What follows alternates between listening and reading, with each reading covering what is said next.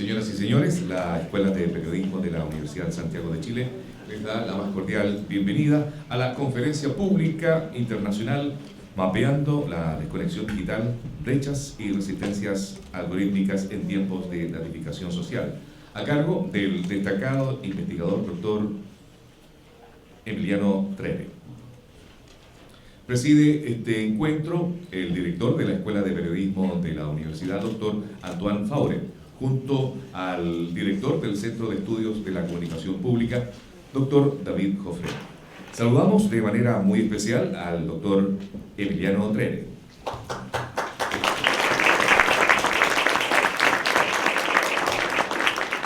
Nos acompañan el director general de Comunicaciones y Medios, Dr. René Jara Reyes, la directora del Magíster en Ciencias de la Comunicación de la Universidad, doctora Verónica Rocamora, la jefa de la carrera de Periodismo, doctora Alejandra Filippi Miranda, así como académicos y representantes del destacado cuerpo estudiantil de la universidad. La Escuela de Periodismo de la Universidad de Santiago de Chile y el Centro de Estudios de la Comunicación Pública buscan fomentar la investigación en el campo de la comunicación pública, articulando un diálogo crítico e interdisciplinar entre las y los actores de nuestro medio, la academia, la ciudadanía y las instituciones públicas y privadas.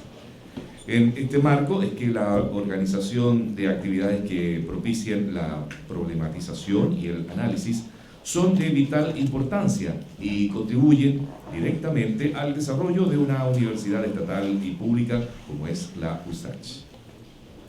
A continuación, y en representación de la decana de la Facultad de Humanidades, doctora Cristina Moyano Barahona, el vicedecano de docencia, doctor Jorge Castillo Sepúlveda. Bienvenido.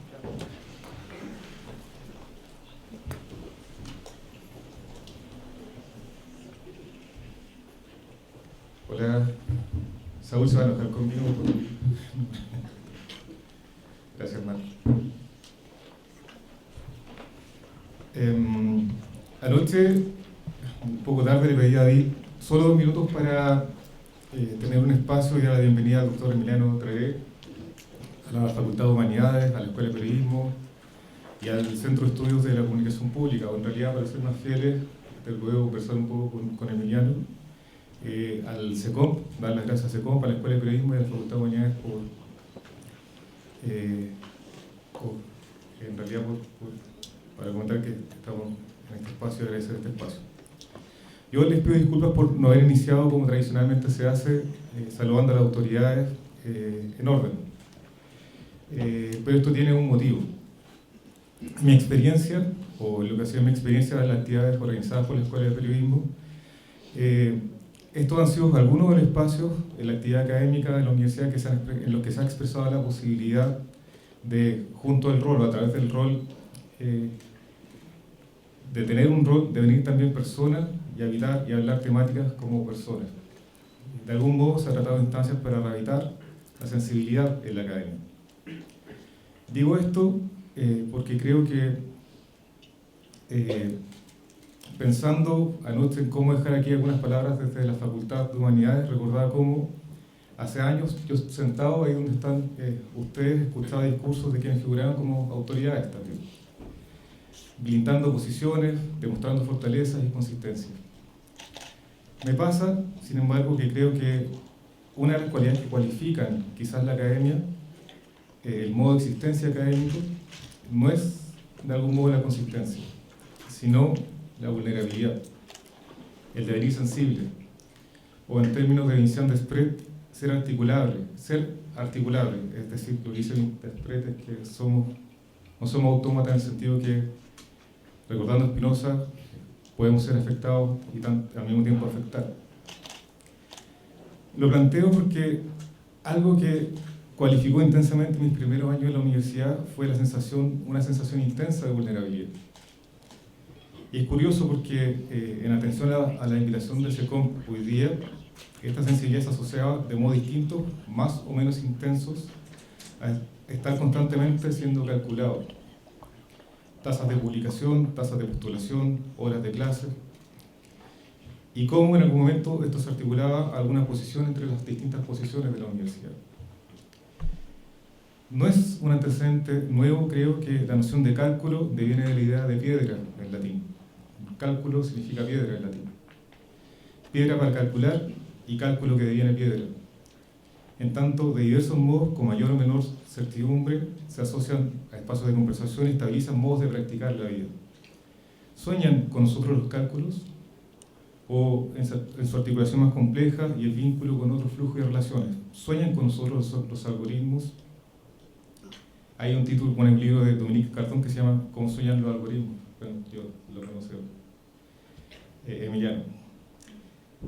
De algún modo, en una temporada distinta, un tiempo no humano, los algoritmos nos piensan antes de pensarnos. ¿O no? Bueno, a mí no me corresponde responder a esa pregunta, por eso estamos aquí para escuchar la conferencia.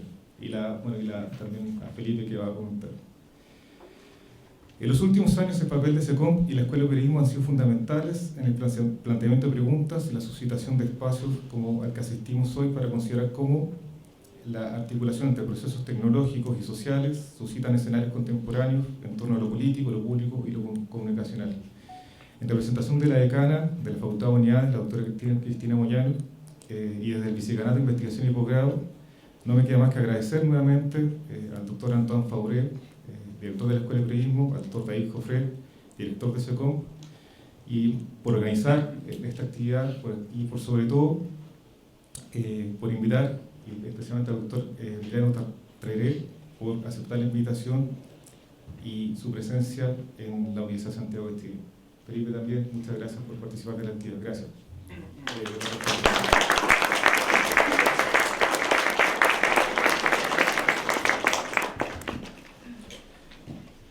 Enseguida, y para darles la bienvenida a esta actividad, dejo con ustedes al director de la Escuela de Periodismo de la Universidad, doctor Antoine Fauré.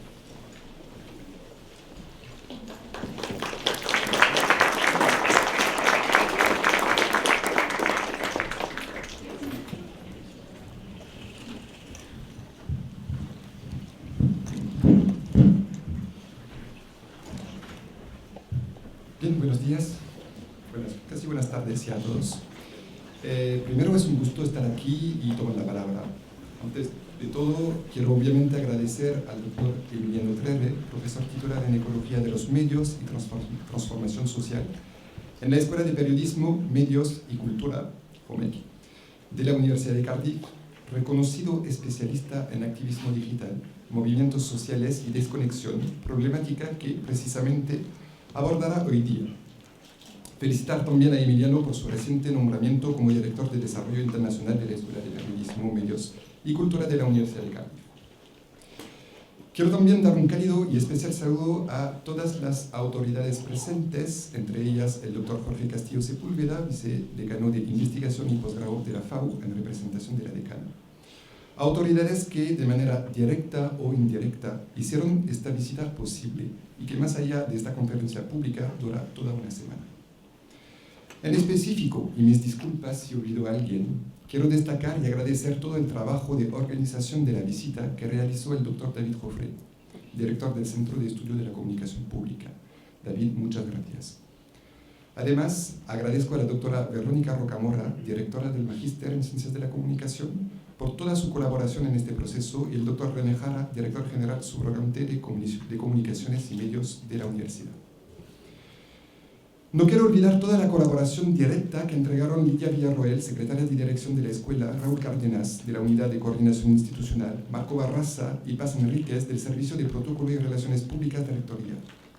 Menciono a Paz, Marco, Raúl y Lidia porque son de estos apoyos sin los cuales estas actividades no serían posibles y nunca o muy pocas veces se visibilizan. Me parecía importante decirlo. No voy a profundizar en la temática de la conferencia. Siempre me parece algo raro cuando quien invita busca sintetizar lo que diera el invitado en este caso. Mejor dejárselo a él. Si se le invito es por algo, ¿no es cierto? Me gustaría más bien plantear brevemente dos cosas que me parecen importantes y también complementarias con lo que destacó el vicedecano de Investigación y Posgrado de la FAU y con lo que planteará pronto, después de yo, el director del Centro de Estudio.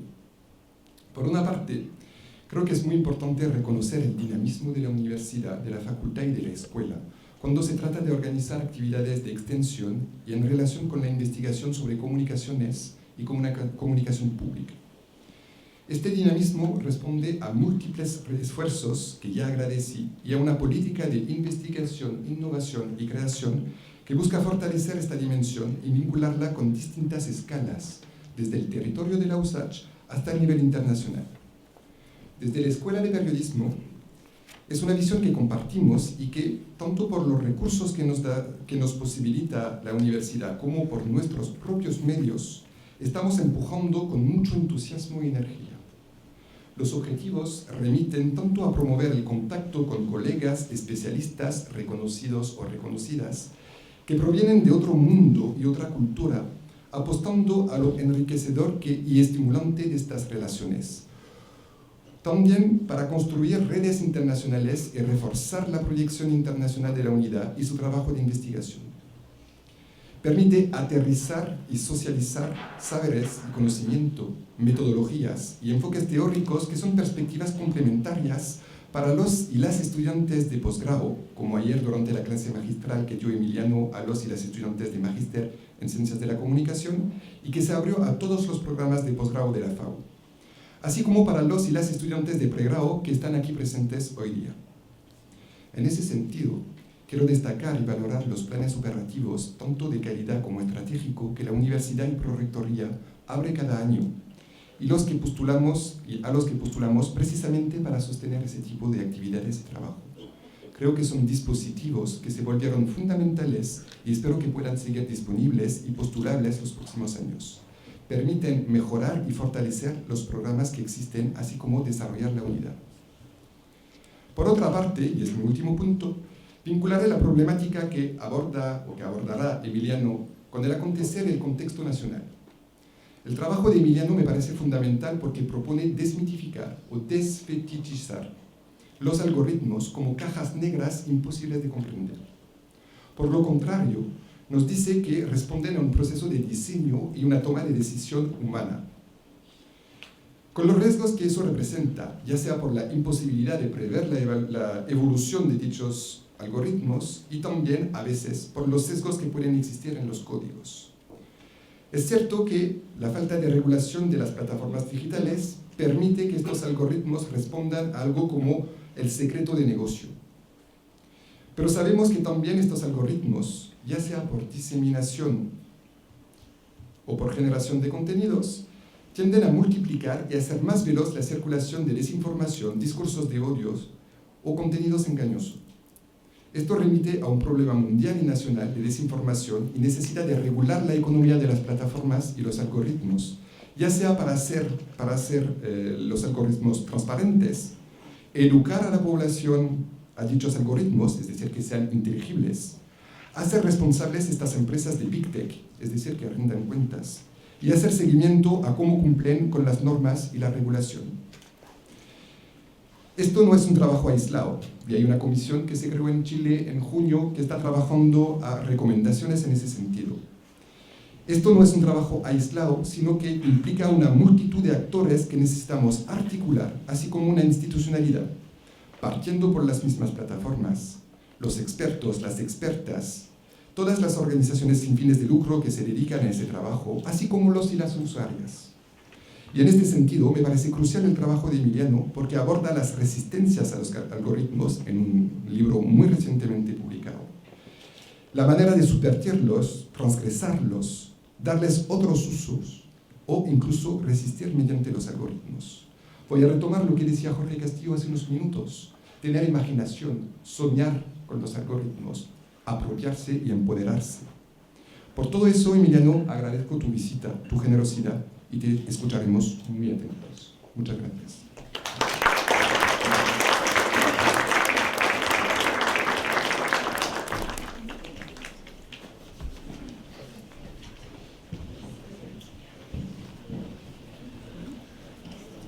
A continuación, hará uso de la palabra el director del Centro de Estudios de la Comunicación Pública, doctor David Joffre.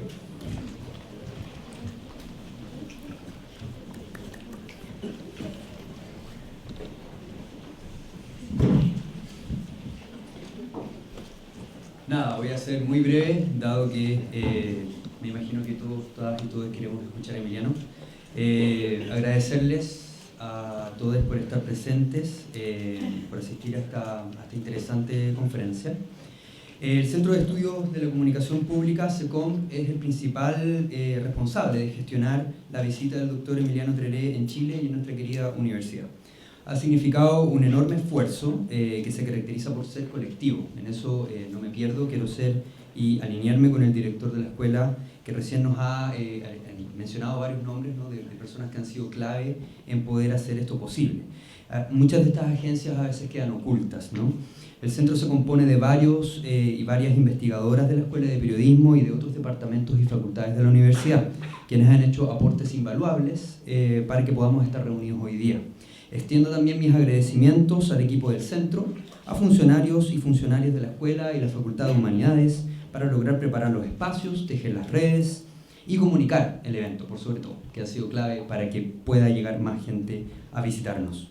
A los profesores que han rediseñado sus clases para poder traer a sus estudiantes y por supuesto a Emiliano, por su tiempo, por su generosidad de compartir sus conocimientos y su agenda de investigación con nosotras y nosotros hoy. El SECOM es un centro bastante pequeño, podríamos decir que está en proceso de construcción como en las páginas web de los 90, cuyo objetivo es potenciar un diálogo científico e interdisciplinario en torno a la comunicación pública. Ese es como su objetivo. Entonces, actividades de este tipo son precisamente un botón de muestra del nivel al que podemos aspirar en términos de conversación intelectual sobre los desafíos del presente. Los datos desestructurados, los famosos Big Data, son un recurso común, son un bien común, y como todo recurso común, son objeto de poder, de disputa, de controversia y de desigualdad. Como centro nos enorgullece entonces poder tomar un rol protagónico en esta conversación abierta, y es un gran honor tener a un autor prolífico en el campo de la desconexión digital y la resistencia algorítmica, de quien tenemos mucho que aprender hoy. Sin más dilación, los dejo entonces con Emiliano. Muchas gracias.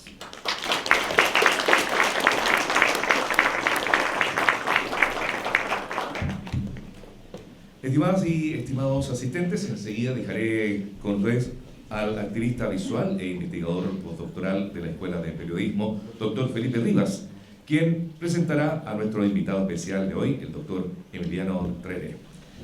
Les deseamos muy buen resto de jornada. Buenos días. Yo voy a ser extremadamente breve porque me imagino que todos queremos escuchar a Emiliano. Para mí es un tremendo placer, un honor, y estoy muy agradecido de esta invitación que se me hizo del SECOM de acompañar a Emiliano, telonearlo de cierta manera también. Yo provengo, bueno, como decía la presentación, del campo de las artes visuales, es mi campo de investigación principal, y también el activismo, específicamente de las disidencias sexuales, y desde ahí he acercado a estas temáticas. Entonces, para mí también es muy importante y también enriquecedor acompañar a Emiliano, cuyo trabajo ha estado enfocado principalmente a las temáticas informáticas desde los activismos digitales y la justicia social, además enfocada en el contexto del sur, muy cercano también en América Latina. Así que simplemente con esos agradecimientos les dejo con Emiliano. Muchas gracias.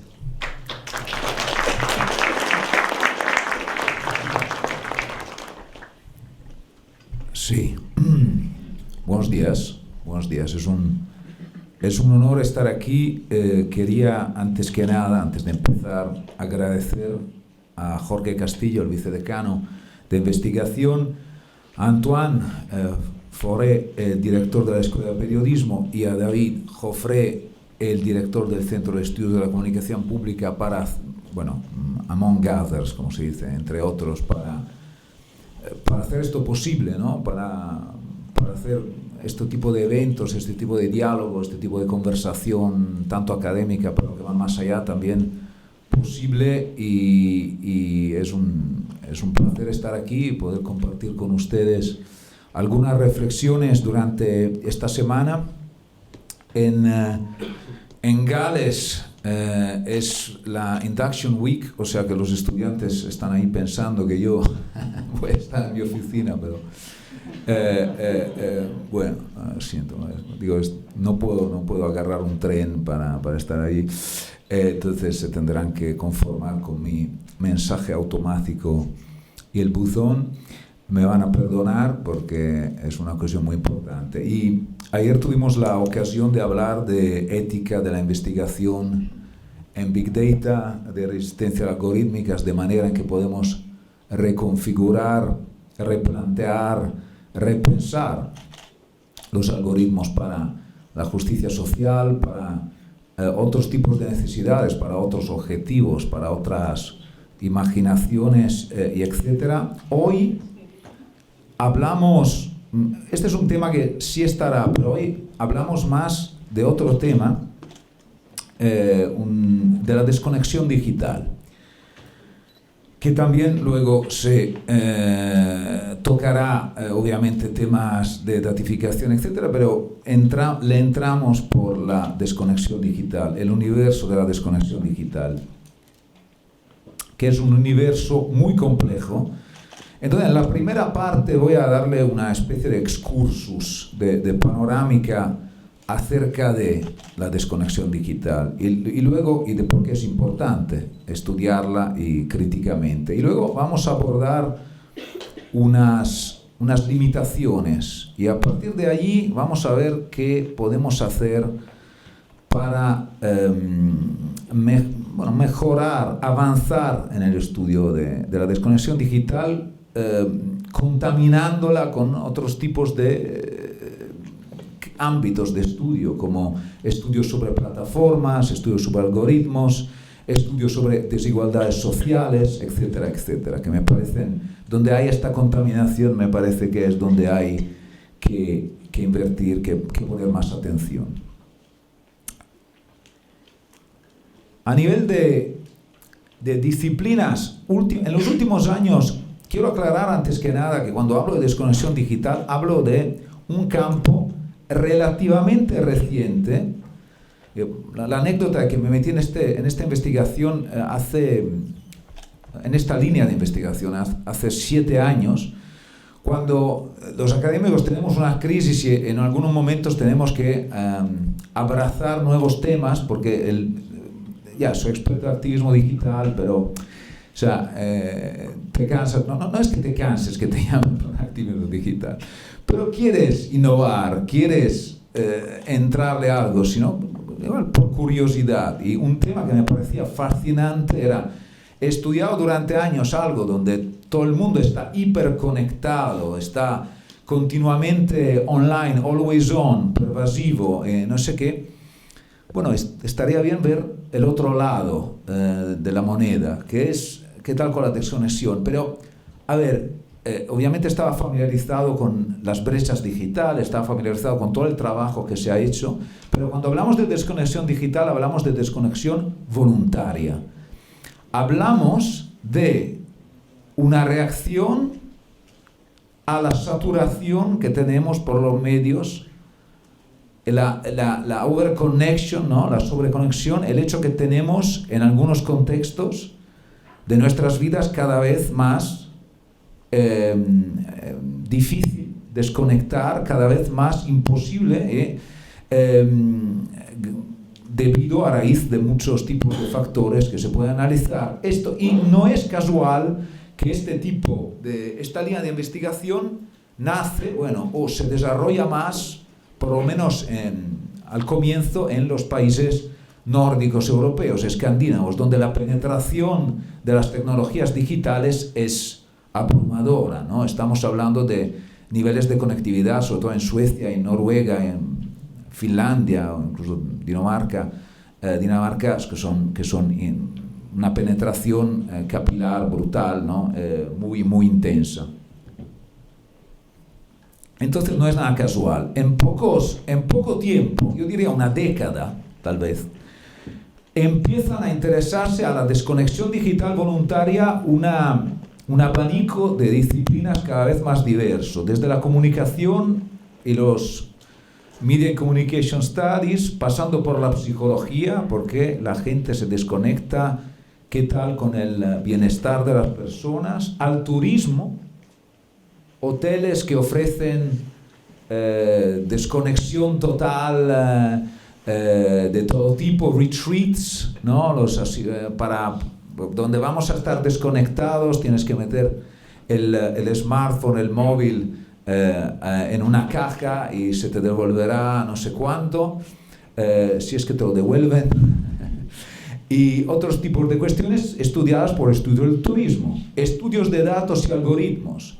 ¿Es posible estar desconectados en una sociedad hiperdatificada? Es decir, incluso cuando me desconecto, las máquinas siguen comunicando entre sí, enviando mis datos, extrayendo mis datos. ¿Qué tal con eso? ¿Se puede? ¿Existe una desconexión, digamos, pura, genuina en este caso? Y finalmente, estudios de movimientos sociales, donde intenté en mi primera intervención en esta línea de investigación meter un poco, intervenir, diciendo, bueno, los movimientos y los activistas usan la conexión, pero también desde siempre usan la desconexión. Usan estrategias también a nivel digital y no digital, a nivel analógico, para no estar, para decir que la desconexión marca de alguna forma la protesta también, y lo ha hecho durante décadas, aunque haya sido poco estudiado precisamente por bias en el campo que privilegia la conexión a toda costa. Al nivel de temas, también han surgido muchas preocupaciones acerca de la capacidad de controlar nuestras vidas digitales. Como que demasiados input, ¿cómo podemos? Lo hablábamos ayer también, es algo que se habla, ¿no? Que está en los debates, incluso en el coche o en el metro, en una cena. Es que ¿cómo controlamos estos estímulos? ¿Cómo esta overconexión, esta canalización, esta continua deluge, ¿no? Flujo de informaciones? La política de desconexión como problema tanto personal, pero también individual y social y colectivo también se aborda. Porque sí, desde el individuo podemos llegar hasta cierto punto, pero luego hay cuestiones estructurales, hay cuestiones que van mucho más allá de una privacidad individual y que empiezan a ser problemas que tenemos que abordar como colectividad. Y esto también ha sido uno de los temas abordados en el campo. Hay continuidades históricas y disrupciones en los métodos colectivos de rechazo y resistencia que hacen ver, y Sivertsen, una investigadora noruega pionera en esto, lo hace muy bien, cómo estos tipos de tensiones se desarrollan desde los medios más tradicionales. La desconexión no es únicamente una cuestión digital, ni mucho menos. El pánico, la tecnología, el rechazo y luego las formas de desconexión vienen desde lejos y tenemos que estudiar su historia. Finalmente, algunos trabajos abordan la crítica a las dinámicas de desintoxicación, ¿no? El detox digital y la mercantilización de la desconexión, ¿no? Como por un lado, ahora veremos, el digital detox ya es un término que se usa, es un buzzword, se dice, una palabra de moda que está en las bocas de todos, ¿no? Casi como algo adquirido, ¿no? Digital, sabemos de lo que nos estamos refiriendo, y por otro lado, la mercantilización de la desconexión, haré mención ahora en un segundo, hace referencia a la manera en que las marcas se han apropiado ellas mismas del tema de la desconexión para integrarlo. Aquí tengo mi app en mi smartphone, Zen Mode, y eso dice todo acerca también de la apropiación de la filosofía, de la mercantilización de la mindfulness. Podemos hablar de esto mucho, y la McDonaldización de la mindfulness, decían, ¿no?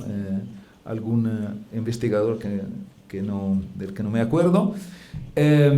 Y entonces, ¿cómo se apropia? El software de desconexión, Forest, otros software, etcétera, etcétera, apps, incluso hardware que se mete directamente aquí como USB-C en los móviles. claramente todo esto nos recuerda, nos resuena algunos temas, ¿no?, clásicos históricos, por ejemplo los luditas, ¿no?, el grupo de trabajadores textiles británicos que se destruían las máquinas industriales con el sabotaje como protesta social, un movimiento contra el industrialismo, ¿no?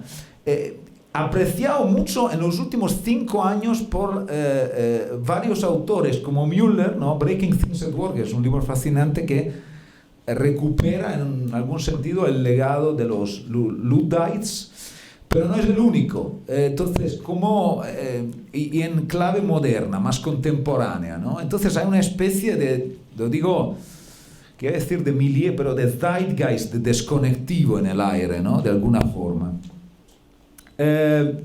Claramente, como estaba a punto diciendo ahora, los antecedentes de la tecnofobia frente a los medios no digitales van lejos. Aquí, bueno, Sartori, un clásico de cuando estaba en la universidad, Homo Videns, una hostilidad hacia la televisión comercial, en el caso de Sartori hacia Berlusconi, claramente, que era la televisión digital y era la televisión comercial y era todo lo que no va con la televisión comercial a nivel de interferencia política y de corrupción y leyes ad personam ligadas a eso. Entonces era como un ataque, alguna cosa de alguna forma relacionado con eso. Pero Bowling Alone de Putman, o podría citar muchos más, también son libros que atacan la televisión como fuente de problemáticas, los jóvenes, la atención, muchos temas que vemos con la desconexión digital hoy en día con otro medio, ¿no? Entonces, no olvidemos la televisión nunca. Y luego, el vintage y la nostalgia, ¿dónde está?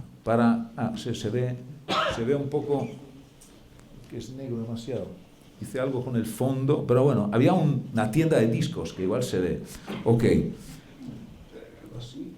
La veo mejor. No la veía por una tienda de vinilos fantástica.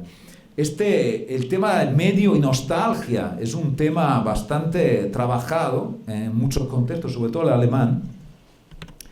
Esta nostalgia hacia formatos viejos, tanto a nivel no digital, analógico, que bien sonaban, era mejor la música, tenemos que volver. La figura del hipster como que un poco encapsula ese tipo de nostalgia hacia los medios. Y siempre la nostalgia siempre es un locus ameno, siempre es mejor, obviamente, lo que había antes, ¿no? Que fea la calidad de ahora hiper comprimida de Spotify comparada a la que hay una parte de verdad, claramente. Y el otro es The Icon is Back, es el Nokia que, bueno, yo veo estudiantes muy jóvenes, is back para algunos que nos acordamos que usábamos ese Nokia. Desafortunadamente estoy entre ellos. Y es back porque es, claro, el teléfono dumb, ¿no? Tonto, que es el teléfono que no hace absolutamente nada de los nuevos smart, ¿no? Inteligentes, pero que hacía cosas muy importantes, tipo llamar y mandar mensajes, que en esa época era exactamente todo lo que se necesitaba, ¿no? En cambio, el smartphone es mucho más intrusivo, mucho más omnipresente y es el epítome, de alguna forma, de este tipo de problemas que tenemos con la desconexión digital. Pero es back a nivel de mercado, y también podemos añadirlo a nuestra psicología, a nuestros repertorios mediáticos, ¿no? Como si no fuera suficiente con lo que ya tenemos.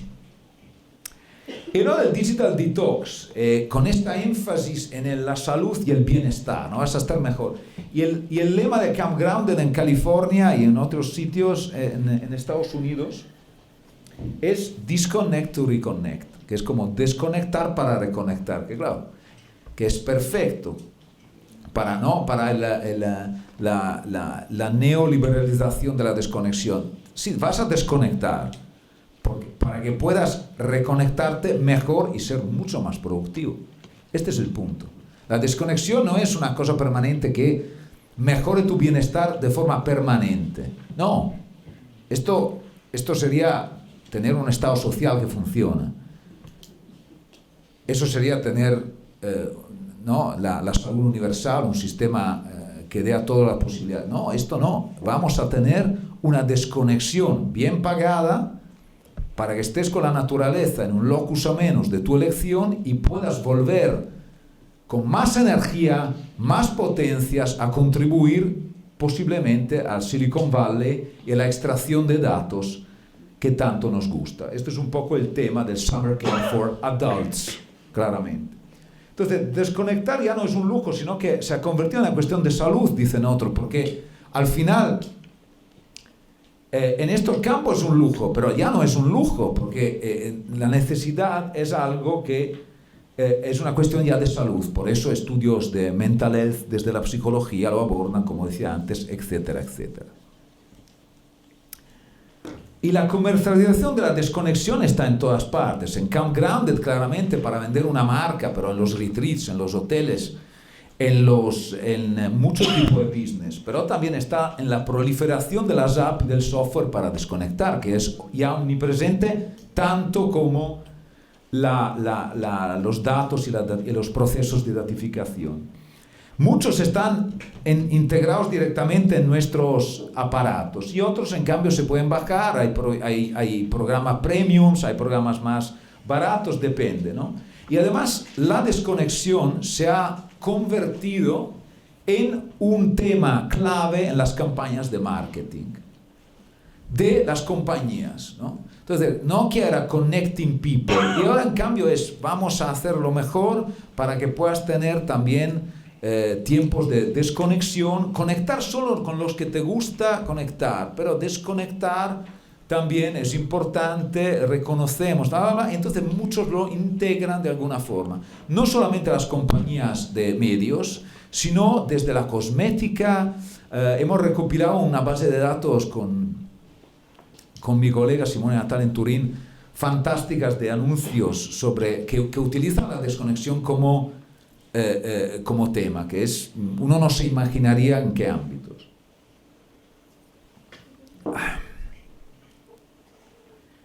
Y aquí no puedo, antes de abordar un poco más mi investigación, no tocar el COVID como coyuntura crítica para estos estudios, que han acelerado muchos procesos, procesos de vigilancia, procesos de control, procesos de varios tipos, pero también el COVID ha sido algo que nos ha hecho apreciar los significados, los dilemas y las manifestaciones de la desconexión en toda su complejidad, precisamente porque se ha alterado profundamente el equilibrio entre las prácticas conectivas y desconectivas. De repente estamos online, si podemos estar online, se acelera, se intensifica y se desarrolla una sobreconexión forzada, ¿no?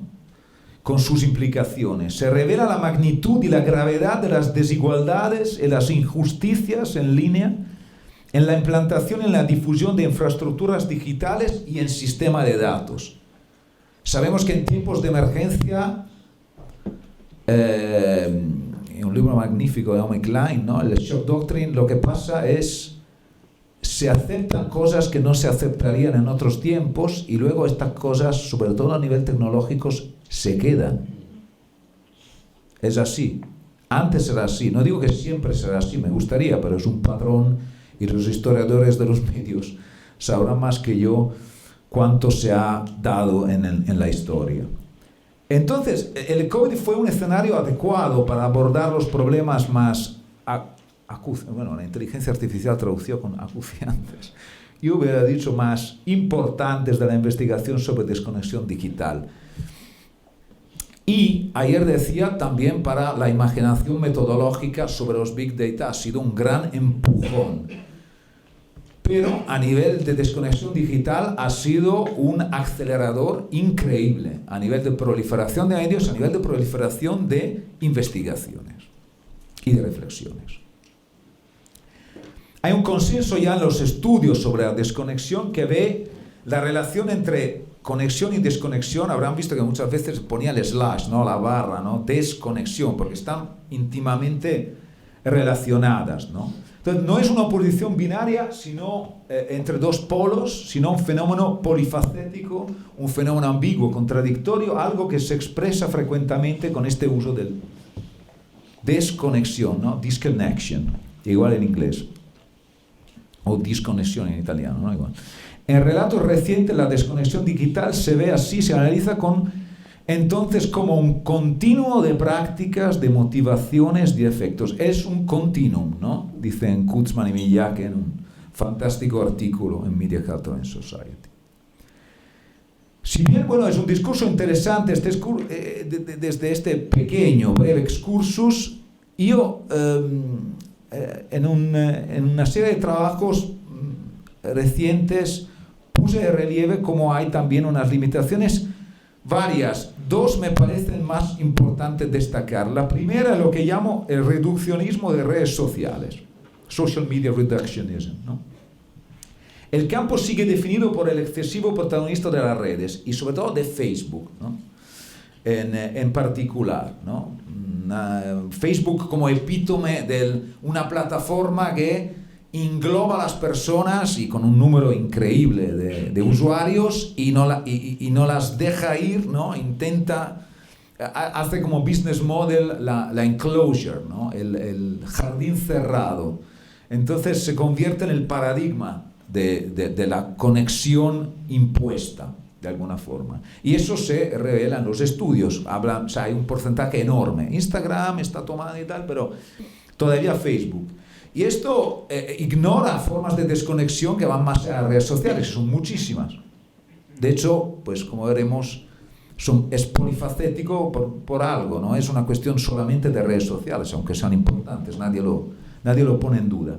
Y la segunda limitación es lo que llamo el universalismo desconectivo, que es muy importante porque es el privilegiar por parte de los estudios a ciertos tipos de poblaciones de personas, normalmente blancas, educadas, con un poder adquisitivo relativamente alto en the West, ¿no? En Occidente, como los estudios sobre Camp Grounded, ¿no? Vamos a estudiar la desconexión por gente que va a un camp durante 2 semanas, disconnecting to reconnect, básicamente, eso es un poco el tema. Entonces, muchos estudios sobre esto, muy pocos estudios sobre otras formas diarias de desconexión. Se ignoran, por un lado, las prácticas de desconectivas de los menos privilegiados y, por otro lado, las manifestaciones de desconectividad desde los países del sur global, que hasta ahora, hasta los últimos 2 años, estaban largamente ignorados. Eran muy Estados Unidos, muy California y muy retreats, ¿no? Como si la desconexión fuera únicamente un juguete, de alguna forma, que se origina en esos tipos de contextos. Yo, lo decía también en la introducción, he trabajado toda mi carrera hasta ahora con la ecología de los medios, intentando aportar algo, sobre todo con juntando ecología de medios y estudios sobre movimientos sociales. Pero cuando uno trabaja tanto un marco teórico, cree que es bueno y se puede aplicar en muchos ámbitos, y lo que hice es aplicarlo en el campo de la desconexión digital. Lo primero, para mostrar la variedad y la complejidad de las tecnologías y de las prácticas mediáticas, pero más allá de las redes sociales, ¿no? ¿Cómo? No veo absolutamente nada. Primera regla, escribir las slides con mínimo 20 y pico, porque si no, los short-sighted como yo no lo ven.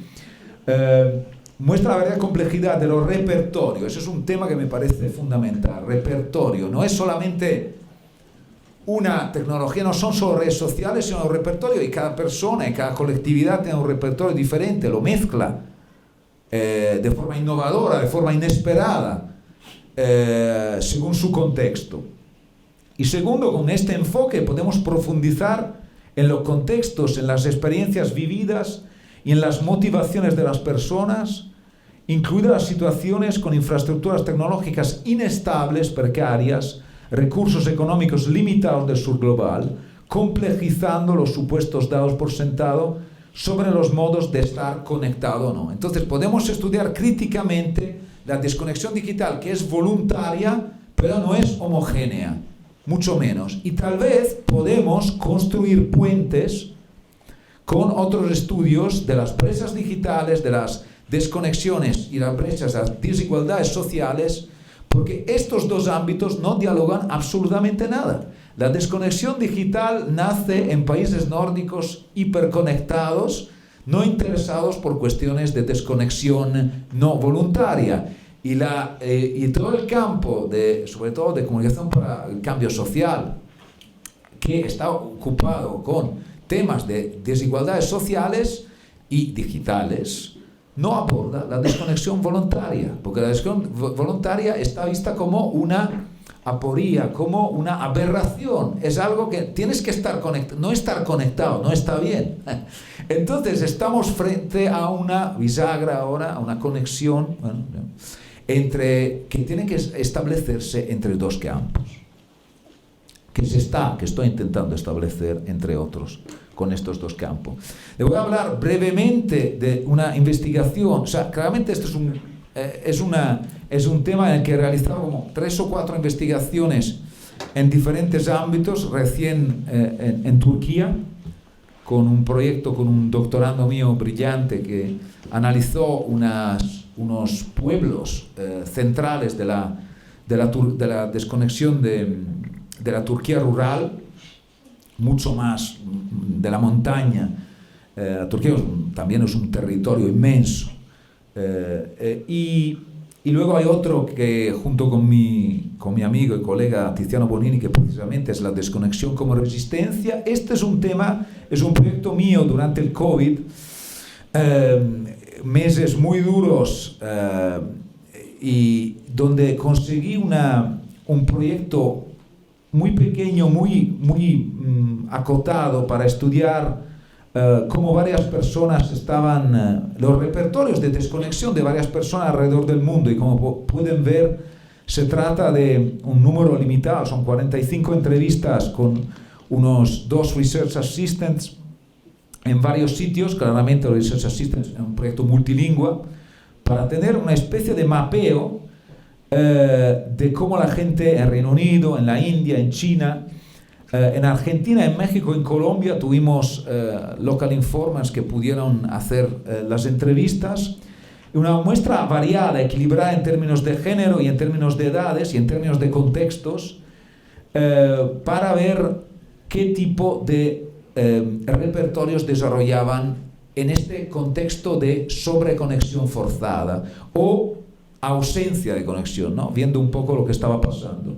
Se trata, digo siempre, de la mejor metodología posible en estas circunstancias, y fue realmente duro. Por un lado me mantuvo activo en la investigación, por otro lado fue realmente un proceso de adaptación continua a las características de un nuevo mundo, donde la imaginación metodológica, decía ayer, tuvo este empujón, en algunos casos para bien, en otros casos fue muy desolador, ¿no? Y tuvimos que tener muchos cuidados para incluso la salud mental del equipo, pero también de las personas entrevistadas en esos tiempos tan duros. Os voy a compartir unos hallazgos de la investigación, porque me parece muy relevante para debatir críticamente sobre lo que puede aportar la desconexión digital a muchos otros ámbitos de investigación. Primero, la gente vimos que tuvo que reconfigurar y reajustar sus ecologías mediáticas habituales y los repertorios de desconexión que adoptaban normalmente, ¿no? Se alteró esto. Esto ha dado lugar a procesos de 3 tipos. Primero, de intensificación. Segundo, de descubrimiento. Y finalmente, de abandono de algunos tipos de tecnologías y de prácticas mediáticas que se detallarán ahora. Y el smartphone, le decía ahora, este instrumento que cada uno tiene en su bolsillo, ha surgido de forma abrumadora en las entrevistas como el dispositivo tecnológico más citado a referirse a las prácticas desconectivas, con mucha distancia con los otros tipos de medios. Es el paradigma, es lo que se asocia a todo tipo de conexión y desconexión. Es algo que de alguna forma nunca existió en la historia de los medios, algo en donde convergen prácticamente todo lo que se puede hacer y que tiene una capacidad de insinuarse y de hacerse inevitable, sobre lo que tendremos que reflexionar mucho más a menudo, porque lo damos demasiado por hecho. Que sea normal esto. Lo naturalizamos. La intensificación es el primer proceso, ¿no? Es esta necesidad de mantener en línea las conexiones que hemos perdido fuera, en el mundo físico, ¿no? A través de una ecología de plataforma que claramente varía a nivel de los contextos que se están investigando, pero que se configura de forma diferente. Provoca que nuevos retos surjan y amplifica ansiedad y el estrés. Junto con el aumento del uso de algunas aplicaciones y plataformas para compensar la falta de interacción, un número significativo de entrevistados informó de un gran aumento de prácticas de autorregulación y tácticas de desconexión. O sea, ¿cómo podemos hacer para no estar todo el rato allí? O sea, sustancialmente. Y la gente hace de todo. Encerrar el celular en un cajón y que sepa no es la combinación o no sé qué, solamente la pareja o no sé qué. Meter modo avión y continuar, seguir ojeando, pero tal, que no se sabe. La otra habitación, modo zen durante una hora, modo desconectivo y tal.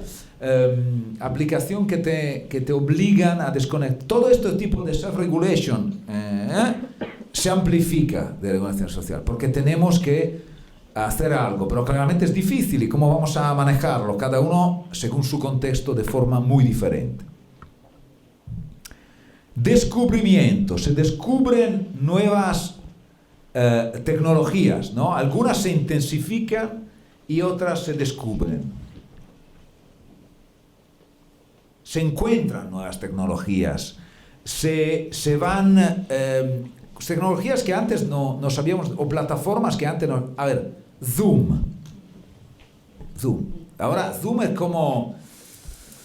No sé, no quiero hacer ningún anuncio, Zoom me está pagando, pero bueno, tengo que nombrarlo. Zoom era como algo que no existía y de repente es nuestra vida, ¿no? Como, digo Zoom o digo otra plataforma, no sé cuál se usaba aquí, espero una de Open Access, pero Zoom de repente se ha convertido en algo que del día a la mañana, de la noche a la mañana estamos todos en Zoom. Estamos zoomificados, ¿no? Han sacado incluso libros de cuánto Zoom nos está determinando por exceso de meeting online. Este es un ejemplo de algo que se descubre y se nos impone, ¿no? En algunos casos. Luego, Microsoft Teams. Bueno, aquí tenéis una serie de otras plataformas. Formatos de música, claro. Qué interesante. Uso de dumb phones. Teléfonos tontos, no sé si dice teléfonos tontos, estuve googleando ayer para ver si era teléfono tonto, me sonaba tan mal, pero bueno, teléfonos tontos para desconectar, no quiero estar conectado a internet, quiero solo llamadas de emergencia y tal, me voy a la naturaleza a desconectar. Dispositivos de cancelación de ruido. Pueden ser cascos, puede ser cualquier cosa más artesanal para intentar manejar el ruido en casa, por ejemplo. Tenemos el ejemplo de los míticos, bueno, esto es un caso, o sea, el mercado de estos tipos de device digital ha explotado, obviamente. Esta es una cita desde una entrevista, no sabía que existían antes del COVID, pero después de 2 semanas trabajando encerrado con mis 2 hijos, empecé a preguntar por ahí, ¿por qué no te compras algo de supresión de ruido, ¿no? Y claramente son cosas que se hacen necesarias en un ambiente de trabajo donde la casa en muchos casos es el trabajo y donde tenemos que aislarnos, ¿no? Desconectar precisamente del ambiente. Y descubrimos esto. Abandono. Tercera dinámica, otros medios se abandonan, al menos temporalmente, se congelan, se están en stand-by, ¿no?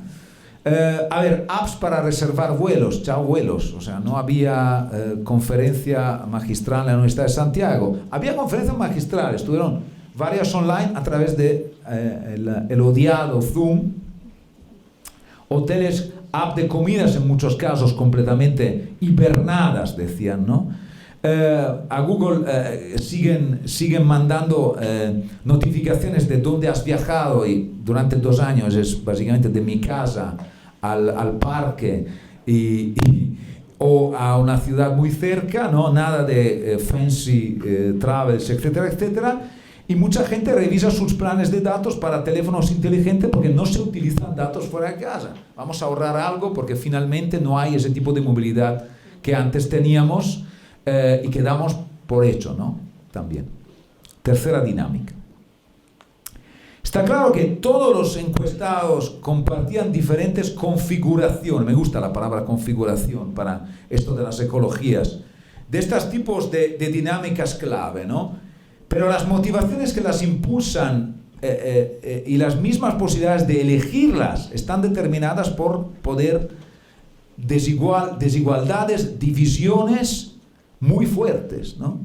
La elección de adoptar formas de autorregulación a través de prácticas y de aplicaciones desconectivas a menudo entonces aparece como un privilegio para aquellos que dan por sentada una conectividad constante y fija, fundamentalmente. Como los estudios escandinavos, la conexión es la normalidad, la hiperconexión es la normalidad, entonces la desconexión era la respuesta, pero depende. No es exactamente así, de hecho no es absolutamente la normalidad en la mayoría de los contextos. Por otras personas que viven en situaciones en las que la conexión es inestable, es precaria, especialmente en el sur global y en entornos rurales, la autorregulación está sustituida por la frustración constante de no saber si se puede estar conectado cuando uno lo necesita.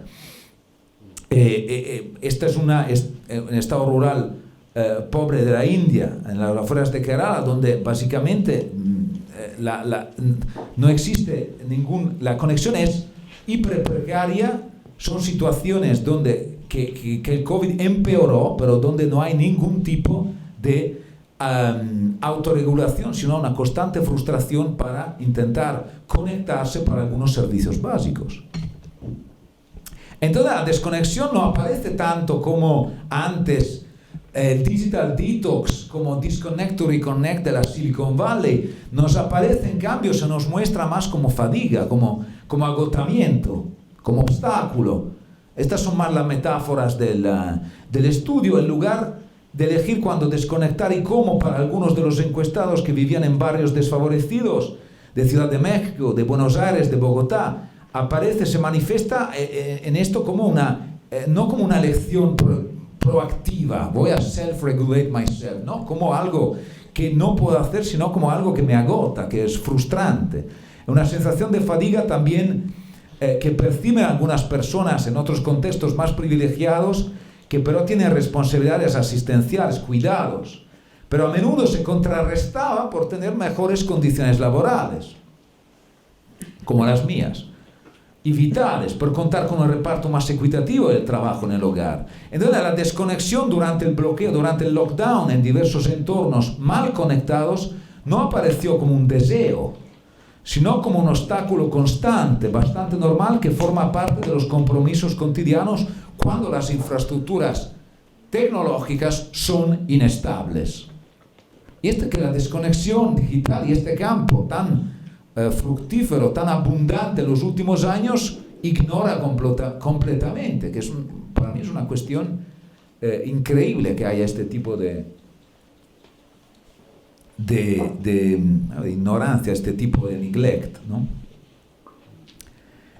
Resuenan los resultados con una etnografía fantástica de Pipe sobre las formas de desconexión en Kinshasa, de la antropóloga, donde la desconexión inesperada y no deseada, es decir, la desconexión involuntaria de Internet debido a la interferencia política, la falta de tiempo, de batería o de crédito, aparece no como la única forma familiar para que las personas participen o no en la llamada modernidad electrónica, ¿no? Es una antropología fantástica durante años de las formas de conexión y desconexión en este tipo de contexto, en una metrópoli muy desigual, donde muchas veces esta es la única forma de participar en la llamada modernidad electrónica. Binge watching y clones, ¿no? La práctica del binge watching fue a menudo citada en las plataformas de video streaming como una forma de desconectar, que es otra paradoja de la desconexión. Para desconectar me conecto y hago un binge watching, ¿no? Eso también dice cuanto a la desconexión en muchas cosas, es ambivalente, depende un poco de lo que la gente, ¿no?, perciba en su propio contexto. Pero las personas con pocos recursos económicos para tener este tipo de suscripción a un video streaming no se puede. Incluso cuando se contempla era casi imposible tener una conexión suficientemente poderosa para que eso pudiera ser posible. Entonces, muchas personas intensifican el consumo de copias de DVD o memorias USB compartidas con amigos cuando es posible. Me recuerda mucho mis años en México con los así llamados clones y en el mercado, que se pueden adquirir. Durante la pandemia los clones empiezan a volverse cada vez más comunes, cada vez más copiados, cada vez más intensificados. Me recuerdo muchísimo porque compraba muchísimos clones y detrás había siempre la misma review para todo tipo de película, porque estaba pegada, ¿no? Entonces era como Fantastic Movie, Incredible tal, una película, la mejor película del año, Variety, The Times, pero era así para cualquier película. O sea, la de Tom Cruise tenía el mismo, era fantástico, o sea, era el mismo copiado para darle más sustento a que la película fuera increíble. Y claro, son mucho más, la calidad es buena, son básicamente RIP de DVDs de alta calidad, pero el precio es mucho más abordable y están en todas partes. Las ecologías mediáticas y los repertorios de desconexión se reconfiguran de manera radicalmente distinta según los contextos. Dependen del capital social y económico que poseen las personas. No es algo que tenemos que dar por hecho, ni la sobre overconnection, ni que la gente hará o no hará algunas cosas en relación con las prácticas y los repertorios desconectivos. Los teléfonos tontos y la cancelación de ruido también aparecen como privilegio. Para la clase medio culta, redescubrir viejas cintas y vinilos, lo que les decía antes, la nostalgia para los medios. Los vinilos que bien sonabas, qué encanto, ¿no? Pero los que tienen menos recursos económicos, para ellos no hay toda esta forma la nostalgia parece muy diferente, no con esas tintas mucho más hipsters de los estudios de la nostalgia, que también tienen ese tipo de distorsión, ¿no?, hacia la celebración acrítica de la nostalgia. Esto también se aplica a la compra de dispositivos, los que se llamados noise suppressing, no sé si dice supresores de ruido, me suena mal, pero bueno, muchos, 15 de los entrevistados destacaron la necesidad de tener un dispositivo que suprimiese el ruido para desconectar del caos de la vida que se hace imposible, pero debido a los elevados precios sabemos cuánto valen, es una barbaridad. O sea, ahora han bajado un poco, pero durante tiempo eran altísimos, sobre todo marcas más caras. Solo 4 personas que tenían un poder adquisitivo relativamente pudieron adquirir esos tipos de device, esos tipos de artefactos. Este también era el caso de los teléfonos tontos, así llamado. Como un ejemplo de las prácticas de autorregulación, comprarse estos teléfonos para ejercer la desconexión aparece un lujo que se puede contemplar solo por algunos, ¿no? En algunas otras zonas ni siquiera se conoce qué es, porque el teléfono tonto es como, se tiene un teléfono y mucho lo que hay es lo único que hay. Tener 2 teléfonos es un lujo muy occidental de tener 2 teléfonos, porque uno es más fashion para ir a correr y el otro es el teléfono más caro que se puede dejar en casa. Incluso a veces, como es tan caro, no vamos a conciertos con el segundo, porque igual así. Este tipo de ecología de repertorio es posible solo en algunos contextos más privilegiados, claramente. Y último, pues la imposibilidad de desconectar por parte de los trabajadores de la gig economy, así llamada, ¿no? Para casi todos los gig workers entrevistados, y luego tenemos muchas más de 80 entrevistas en el libro con Tiziano, acerca de sus prácticas desconectivas en resistencia algorítmicas, la desconexión nunca fue una opción. Tenemos millones de personas que obviamente ven la desconexión como una posibilidad muy remota, obligados a trabajar incluso durante el pico de la pandemia en condiciones de increíble peligro constante para sus propias vidas. Se ven desconectarse de la app y del algoritmo claramente como algo imposible. El trabajo es el algoritmo. No hay vida fuera de. ¿Cómo desconectarse si depende de eso el hecho de tener el pedido, los pedidos o cualquier tipo de subsistencia? No se puede dar, ¿no? Es la fuente de ingresos y es ahí donde el poder desde arriba de la imposición conectiva se hace más brutal, se hace más material, se hace más injusto, por otro lado, ¿no? Y esta categoría de trabajadores se ha visto duramente afectada por la crisis del COVID, magnificando enormes desafíos, la falta de derechos, las profundas desigualdades a las que se enfrentan a diario estos trabajadores, y claramente que están en el Fair Work Project, un proyecto muy grande, comparativo, multinacional de la Universidad de Oxford, trabaja precisamente en ver cuáles son estos tipos de desigualdades y hacer algo a nivel de policy para que se puedan mejorar. Y creo que hay también una parte en Chile muy relevante de este proyecto. Y vamos hacia un wrap-up, como se suele decir.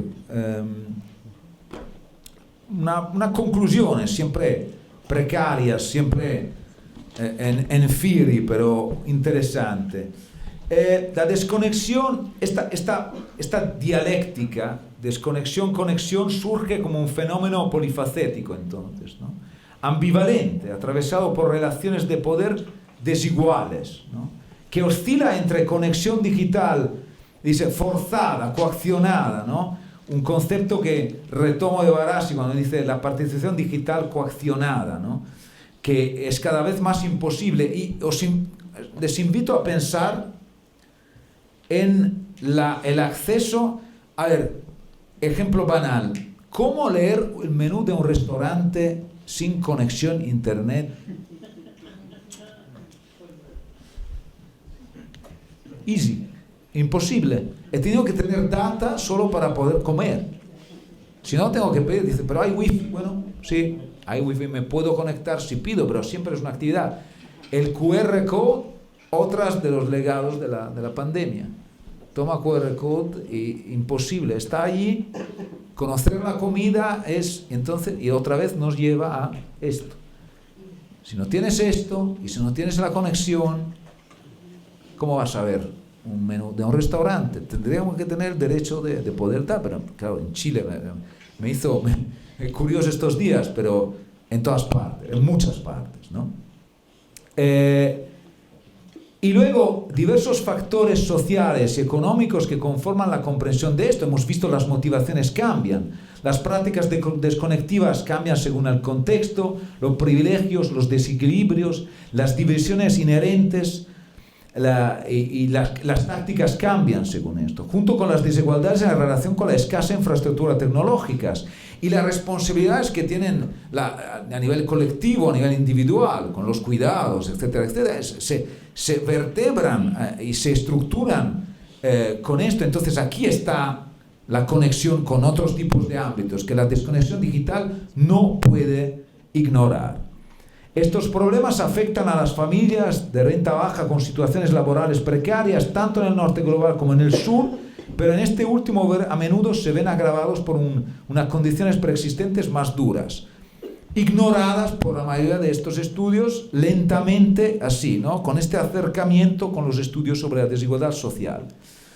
Esto claramente pone en relieve la complejidad de las experiencias de los individuos al negociar la tecnología digital, como subraya Darren Wolf, y la necesidad de abarcar la diversidad y la complejidad de los pueblos, de los entornos y de las culturas donde las herramientas digitales ya han migrado, en el estudio de la desconexión digital. Y eso abre puentes con todo. Como decía antes, es una necesidad estudiar cómo la desconexión puede llevarnos a situaciones de justicia mayores, cómo la desconexión puede ayudarnos con el bienestar, cómo la desconexión y la autorregulación pueden contribuir a una mejor sociedad digital. Pero tenemos que hacerlo sin ignorar las múltiples lecciones de otros campos que ya nos han dicho que la desconexión muchas veces no es un privilegio, no es una elección, sobre todo a nivel infraestructural, y también juntos, ¿no?, estas dos disciplinas y otras, pero sobre todo desconexión digital y desigualdades y brechas, ir hacia una agenda compartida de investigación, hacia el estudio de cuándo la desconexión voluntaria es un problema y por qué, y cuándo en cambio la falta de infraestructura es un problema y por qué, y qué lo podemos hacer para ambas cosas, estudiándola, creo yo, cada vez más juntas, en una sociedad cada vez más datificada, donde los algoritmos, como subrayaba ayer, están cada vez más pervasivos. Entonces la necesidad y donde este tipo de herramienta y de artefacto se ha convertido, como nunca en la historia del ser humano, en algo indispensable y desafortunadamente muchas veces inevitables y empujado desde arriba. Este es el contexto al que invito a las reflexiones y agradezco mucho la invitación para compartir con ustedes estos tipos de sugerencias, de tendencias, y también para verlo desde el punto de vista contextual del país, ¿no? Cuando da conferencias, para ver cómo se arraiga, cómo se aterriza en cada contexto y cómo se puede contribuir a este debate que a mí me parece de fundamental importancia para entender hacia dónde vamos. Muchas gracias y les agradezco mucho la atención.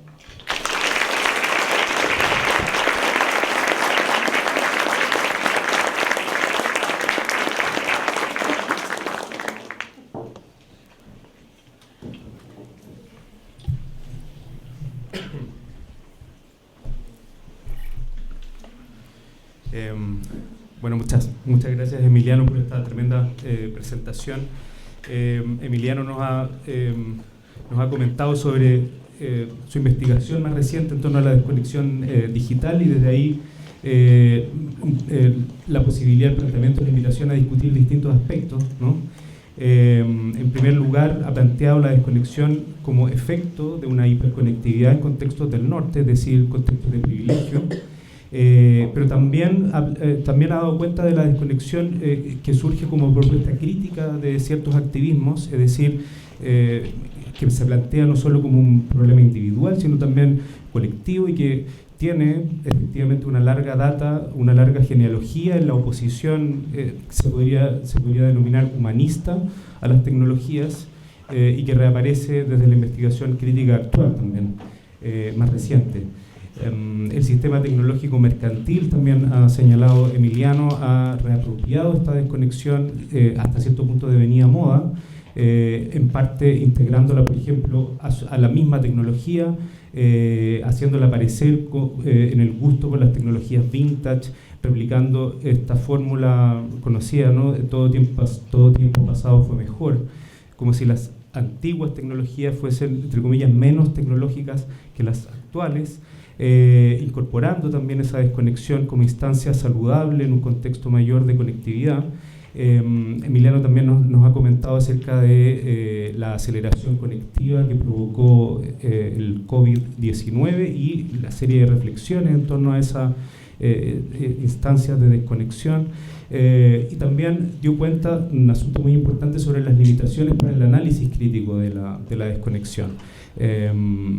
Por una parte, el excesivo protagonismo de las redes, ¿no? Ignorando otras formas de desconexión, lo que él ha denominado universalismo desconectivo, cuando en realidad esa investigación está centrándose principalmente en un grupo privilegiado que desatiende todas las otras formas de sobreconexión forzada, por un lado, o también de desconexión no voluntarias, asociadas principalmente a la pobreza, a la desigualdad, y en ese plano también nos comentó los resultados de estudios de caso y una serie de reflexiones a partir de ello. Y yo personalmente quería compartirles un texto muy breve y muy menor, de manera complementaria a la presentación de Emiliano que preparé para esta charla, y que se titula Desalambrar los datos.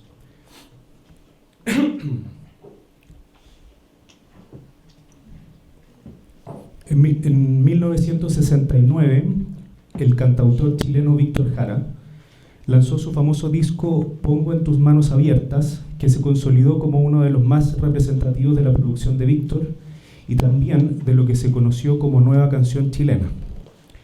En ese álbum se encuentran varias canciones escritas por el propio Víctor Jara, como Te recuerdo Amanda, y también otras de compositores latinoamericanos. Quisiera en este momento recordar el inicio de una de ellas, escrita por el uruguayo Daniel Biglietti, y en cuyo título se exclama así: a desalambrar. Dice la letra: yo pregunto a los presentes si no se han puesto a pensar que esta tierra es de nosotros y no del que tenga más. Yo pregunto si en la tierra nunca habrá pensado usted que si las manos son nuestras, es nuestro lo que nos den. Y ahí viene el coro famoso, ¿no? A desalambrar, que la tierra es nuestra, es tuya y de aquel, de Pedro y María, de Juan y José. Quiero utilizar la letra de esta canción de protesta latinoamericana como matriz para establecer la siguiente pregunta. Yo pregunto a los presentes si no se han puesto a pensar que si los datos son nuestros, es nuestro lo que nos den. Esta nueva interpelación no solo se justifica por el vínculo simbólico entre, por un lado, las reformas agrarias latinoamericanas que se impulsaron desde los años 60 del siglo XX, en el marco en el que se encapsula, ¿no?, en que se produce la letra de esta canción de Biglietti, y por el otro, los procesos algorítmicos que suelen ser narrados a través de metáforas extractivas, minería, captura o cosecha de datos.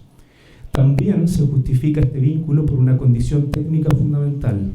Los datos que procesa algorítmicamente la tecnología contemporánea en su carácter masivo, lo que se conoce como Big Data, ya no tienen una relación de propiedad individual con los sujetos que los producimos. Así, como Víctor Jara decidía referir no a sus propias manos, mis manos, sino a las nuestras, las de todos, los datos del Big Data no son propiamente míos o tuyos, sino más bien nuestros. Y en este caso no se trata de un recurso retórico de la poética o de la política en su relación poética, sino más bien de una condición técnica. Para explicar este asunto voy a considerar un par de referencias del pensamiento contemporáneo sobre poder, algoritmos e identidad. Entre los conceptos que abordan y explican la dinámica de poder involucrada en el proceso informático contemporáneo, uno de los más influyentes es el de gubernamentalidad algorítmica, desarrollado por, como es sabido, Antoinette Rouvrard y Thomas Burns en 2013. Dicho concepto se inscribe expresamente en un marco Foucaultiano de análisis del poder, tal como se puede extrapolar de una fórmula que incluye la palabra gubernamentalidad, neologismo que, tal como Foucault lo explicó, propone que todo ejercicio de gobierno implica siempre una cierta racionalidad en su propia dinámica y operacionalidad, una mentalidad de gobierno susceptible a ser desmontada de sus lógicas. Para explicar las características, implicancias y efectos de esta gubernamentalidad algorítmica, Antoinette Rouvrard y Thomas Burns elaboran una descripción y análisis del proceso técnico en el que se sustenta esta forma de poder dividida en sus tres etapas. La primera etapa, la cosecha de lo que se llama, ¿no?, cosecha de datos, que también puede ser descrita desde ciertas posiciones críticas como una producción, incluso performativa de los datos, y donde aparecen toda la serie de reflexiones acerca del estatuto de los datos, esta palabra, ¿no?, que tiene una serie de reminiscencias a veces casi metafísicas y que es necesario también desmontar y cuestionar qué son los datos, a qué nos referimos cuando hablamos de datos. Luego una segunda etapa, que son la instancia de las correlaciones, que se pueden entender como meras relaciones, y que digamos ese es el efecto más fundamental que tiene la producción de este tipo de análisis de datos en el contexto del Big Data, se pueden entender como meras relaciones sin necesidad de explicaciones causales, condición propia de algo así como una suerte de pragmática neoliberal, ¿no? Simplemente relacionar cosas sin necesidad de explicar por qué se relacionan. Y luego una tercera etapa, que sería la que describen ellos como acción sobre los comportamientos, y que en esta etapa se aplican los conocimientos derivados de las correlaciones para perfilar a grupos de individuos en lugar de individuos específicos. El perfilaje algorítmico se aprovecha para anticipar los comportamientos o fenómenos y se utiliza, por ejemplo, para personalizar la publicidad y las recomendaciones en línea, que es la manera más habitual en la que nosotros directamente nos relacionamos con esas formas de perfilaje. Con todo, debemos tener presente que esta instancia sobre el comportamiento humano es solo una parte de la aplicación actual de las tecnologías informáticas que abarcan múltiples ámbitos de la realidad material, o al menos el espectro técnicamente medible de esa realidad material, y aspiran, eso sí, de forma acelerada a totalizarla. En la era de la vigilancia digital, gran parte de las preocupaciones políticas y activistas suelen centrarse en la vigilancia de la información personal, aludiendo a los datos como datos identificables de individuos. Sin embargo, en el contexto del Big Data, la vigilancia se desplaza, si es que todavía se puede hablar de vigilancia, de hecho, también es otro debate, esa vigilancia se desplaza hacia grandes conjuntos de datos despersonalizados y desagregados como sustento de las correlaciones y los perfiles de usuario. Estos perfiles, a pesar de parecer personalizados, o sea, a pesar de que uno los identifique como si fuesen, ¿no?, tuviesen una relación más o menos directa con nosotros, individualmente, son realmente construidos sobre modelos estadísticos a partir de grandes cantidades de datos desvinculados de su origen individual. El proceso de identificación de un usuario con un perfil no implica la identificación con una persona real, ya que se trabaja con información en términos individuales, desagregados.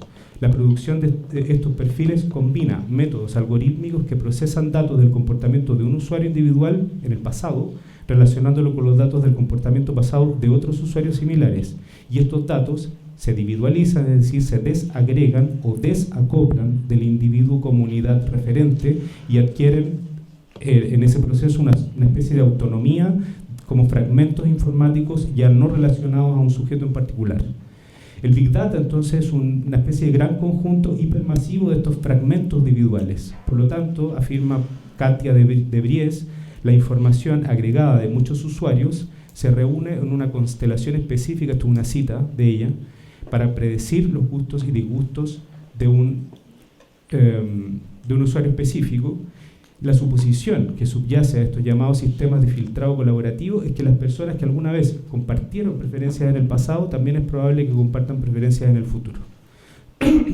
La potencia de este nivel masivo de análisis algorítmico se debe a que, como afirma ella, de Vries, la inferencia estadística se basa en la lógica de que lo que permanece incalculable a nivel individual es, sin embargo, calculable a nivel colectivo. Por lo tanto, la diferencia no es solo cuantitativa, sino sobre todo cualitativa. Y esto se debe a la relación genealógica entre la termodinámica y la estadística que se expresa de manera radical o tal vez culmina en el análisis algorítmico. Así, el comportamiento del individuo se puede predecir de la misma manera como se calculaba el movimiento de una partícula de gas sometida a determinadas condiciones físicas. No es posible analizar el movimiento de la partícula individualmente, pero sí se puede predecir estadísticamente su comportamiento atendiendo al nivel global de masa. Y es importante esta relación genealógica con la termodinámica para entender la manera técnica en la que opera finalmente el Big Data y por qué existe este desacoplamiento finalmente del individuo con respecto a ese análisis en el perfilado. Las técnicas entonces de personalización estadística no se refieren entonces a un individuo en particular, sino que refieren a un perfil construido a nivel estadístico, colectivo, una suerte de, vuelvo a citar a de Vries, multitud virtual y probabilística para hacer un juicio pragmático sobre usted. Elaborar perfiles algorítmicos implica identificar a usuarios como pertenecientes a una determinada categoría.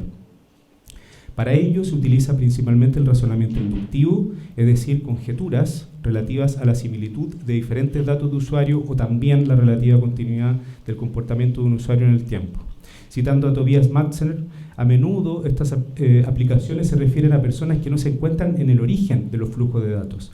La generación y el análisis de datos están desacoplados. Los datos que se recopilan en un lugar y en un conjunto particular de personas contribuyen a evaluar y juzgar a diferentes personas en diferentes lugares.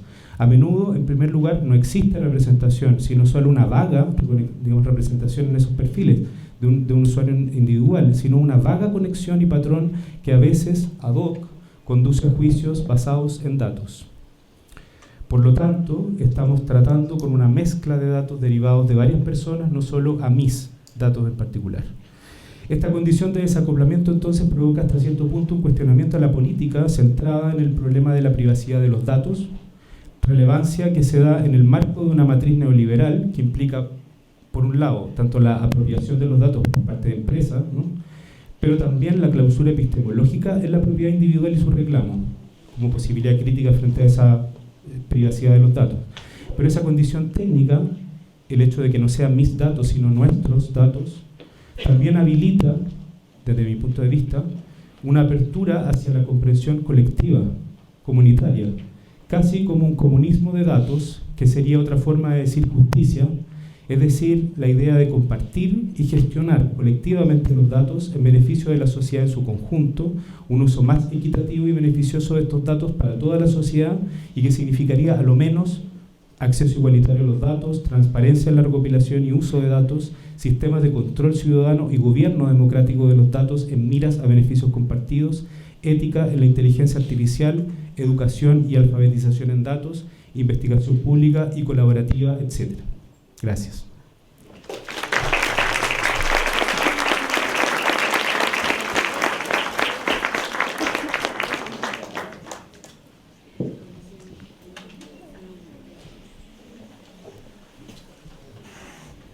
Bien, gracias a todas y todos por asistir. Lamentablemente no vamos a tener tiempo para preguntas y respuestas, se nos está acabando el tiempo. Pero Emiliano va a estar un momento acá, si se quieren acercar, no le quiten mucho tiempo tampoco.